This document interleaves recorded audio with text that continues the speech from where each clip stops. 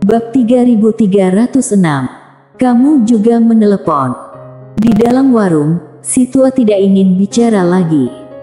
Dia duduk sendiri di samping, minum sendirian, sangat marah. Jika bukan karena adik lelaki ini terlalu kuat, dia benar-benar ingin memukul orang. Terlalu sederhana. Mileye dan Ladiaan duduk di samping. Mileye melihat keluar, semakin banyak roh dewa dan semuanya menatapnya. Mileye menggelengkan kepala, tidak mempedulikan roh dewa tersebut. Tentu saja, dia tidak akan keluar dan berhadapan dengan roh dewa ini. Dia mungkin bisa bertarung sendiri, tetapi melawan begitu banyak, itu tidak mungkin.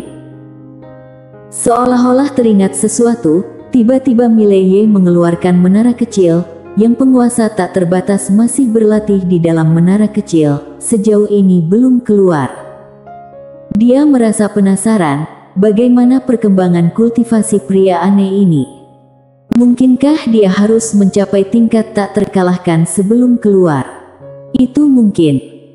Pada saat ini, roh dewa di luar warung tiba-tiba berserakan ke dua sisi dan segera, seorang wanita berjalan perlahan ke pintu warung. Mileye dan dua orang yang duduk di sebelahnya memandang wanita itu. Wanita itu mengenakan baju zirah hitam, mengepang rambutnya dan di pinggangnya tergantung sebilah pedang panjang. Matanya berwarna ungu gelap. Melihat adegan ini, ekspresi si tua di samping seketika menjadi serius, roh dewa mata ungu. Mileye menoleh ke si tua, roh dewa mata ungu. Si tua mengangguk, para roh dewa juga memiliki beberapa tingkatan dan tingkatannya dibedakan oleh warna mata mereka. Ada roh dewa biasa, kemudian roh dewa mata hitam, roh dewa mata emas, roh dewa mata ungu dan yang terakhir adalah roh dewa mata darah. Wanita di depan kita ini adalah roh dewa mata ungu, yang sudah memiliki tingkatan yang sangat tinggi. Tetapi, seharusnya roh dewa tingkatan ini diikat oleh segel yang paling kuat. Mengapa dia bisa muncul di sini? Mileye menertawakan, apakah mungkin orang dari aula sendian kamu yang sengaja melepaskannya? Si tua tetap diam. Hal ini sepenuhnya mungkin terjadi. Mileye dengan serius berkata, kalian mungkin punya mata-mata di dalam. Si tua melempar pandangannya ke Mileye, lalu berkata, sepertinya dia datang untuk mencari kamu. Dengan mendengar itu, Mileye mengerutkan kening sedikit. Dia berbalik untuk melihat, dan memang, roh dewa mata ungu itu memandangnya dengan tajam. Mileye menyaksikan adegan tersebut, wajahnya menjadi serius. Apakah roh dewa ini kehilangan akal sehat? Mengapa mereka harus menargetkanku? Tidakkah mereka tahu bahwa aku memiliki perlindungan? Mendengar ini, si tua terlihat kaku. Ini benar-benar melewati batas. Pada saat itu, wanita berarmor hitam di luar tiba-tiba berkata, apakah kekuatan yang kamu miliki sangat hebat? Mileye memandang wanita berarmor hitam-hitam itu, aku benar-benar tidak mengerti. Mengapa kalian terus-terusan menyerangku? Apakah kalian semua kehilangan akal sehat?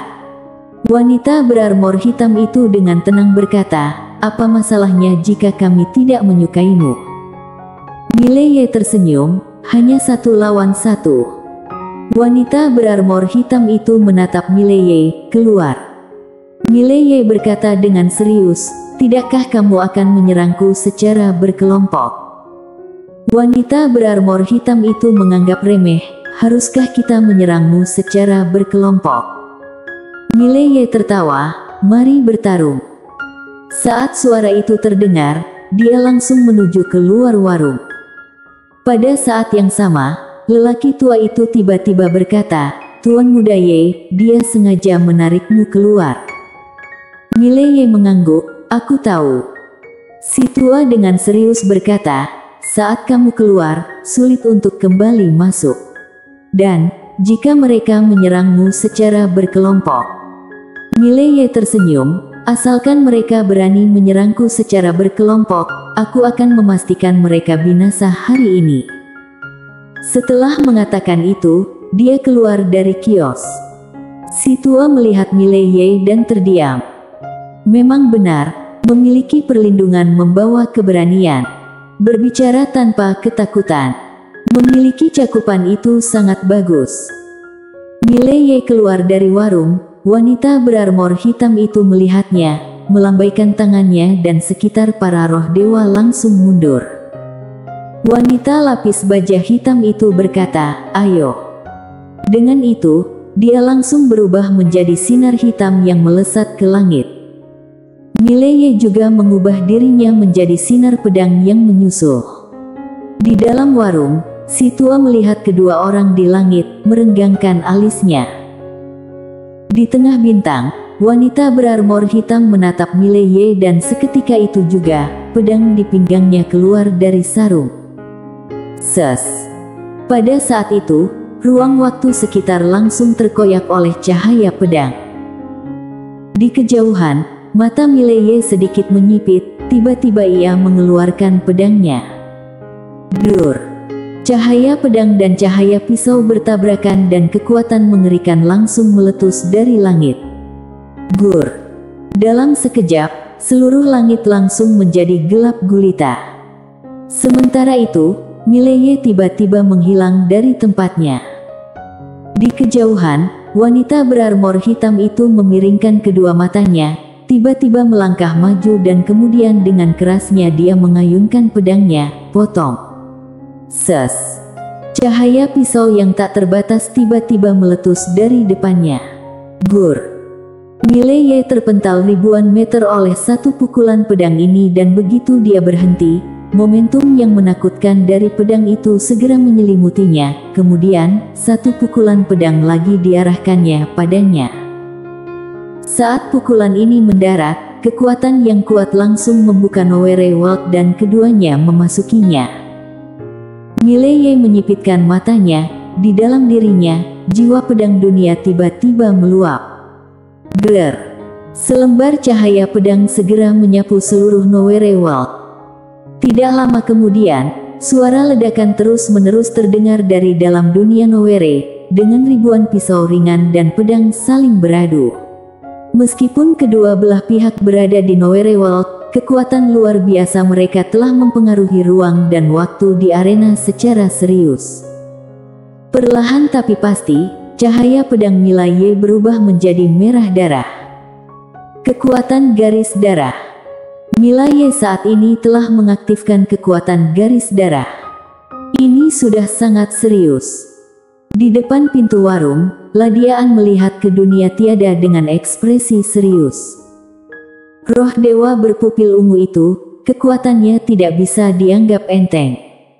Sementara itu, si tua di samping tiba-tiba berkata, roh dewa ini belum menunjukkan seluruh kekuatannya. Mendengar ini, Ladiaan mengerutkan kening.